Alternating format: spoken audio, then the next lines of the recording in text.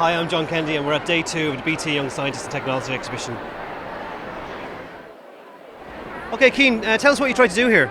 So my idea was kind of based around a cost-effective solution to prosthetics because they're really expensive on the market at the moment. So I kind of thought up this idea of what if it was possible to make your own? And I came to the conclusion it wasn't really practical in Ireland as it would be in places around the world. So I got in touch with third world countries, so Africa, and I got in touch with this little girl who was missing her hand, and she sent me on her measurements, and I created a prosthetic hand for her. Just €5 to print and under a day, and it was finished. And you know that little amount of money and little amount of time could change someone's life. So with this project we've created 2 devices and we've used RFID technology.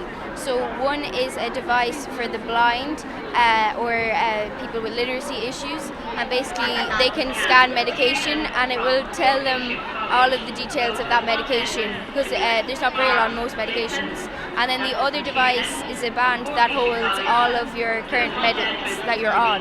So if you were on a lot of different medications, you'd be able to bring it into the hospital and they'd know without you listing it off.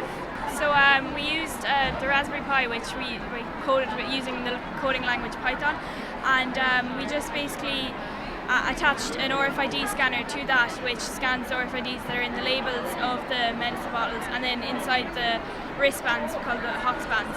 And then that's basically all you really need for it. We tried to figure out if by dry burning the coil of an e-cigarette, if there was any metals released into the vapour. And our project ended up changing direction after we started. So we found that even before misusing your e-cigarette, from the time brand new, from the first 4 minutes of use, that you were inhaling metal when you smoke these e-cigarettes. We don't know if the metal is toxic or not, but we know it's definitely there and you are inhaling it. And the metal is in very, very small amounts. Yeah, it's in parts per million. So if I was to ask you, is the e-cigarette smoking bad for your health, what would you say? We can't necessarily say it's bad for your health because we don't know if these metals are toxic or not. But in relation to metal emissions compared to a tobacco cigarette, there's more metal emissions from an e-cigarette than a tobacco cigarette. We're trying to prove that this wheel is statistically biased. So there's 3 colours, red, black and blue. Each colour should appear 33% of the time. However, as you can see there, when I spin the ball anti-clockwise, blue will occur 53% of the time. When I spin the ball clockwise, it only occurs 17% of the time. So it's easy to say that, oh yeah, it's biased, it lands on that number more. But we have the maths behind it to show you can't argue, it is biased. So we collected data from 7,248 spins. We put this data into Excel sheets, and from these Excel sheets we calculated correlation coefficients and most importantly conducted a confidence interval test. This test proved that the wheel is biased. So we designed a new charger to stop phones and also chargers from overheating.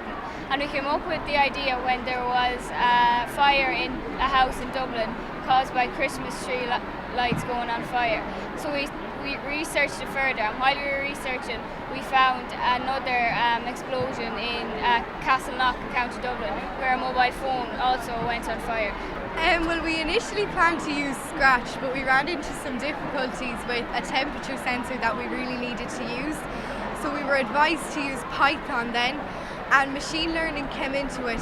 It sends out an alert when it's reaching the dangerous temperatures, but it also cuts off when it reaches the dangerous temperature, and it cools back down again and starts charging again once it cools down. Our project is the effect of protein milk on muscular strength, and Sinead is an athlete and she's very interested in any products that could assist her in her running training. So that was the kernel behind the idea of investigating the effect of protein milk on muscular strength. And Sinead, can you tell us about what kind of things you discovered about the difference protein milk makes to an athlete's performance? So we had 2 groups in our project, the control group and the experimental group. So the experimental group drank the protein milk and the control group didn't. And we found that the experimental group who drank the protein milk increased their muscular strength more than the control group. Very good. And would you guys be recommending now more athletes pay attention to what your findings are about? Definitely, because we interviewed Kevin Beasley, the Kerry nutritionist, Kerry football team's nutritionist, and he says they've been taking protein milk since January 2016 after gym and pitch sessions. Enjoyed this video? Click here for more news from siliconrepublic.com or follow us on social media.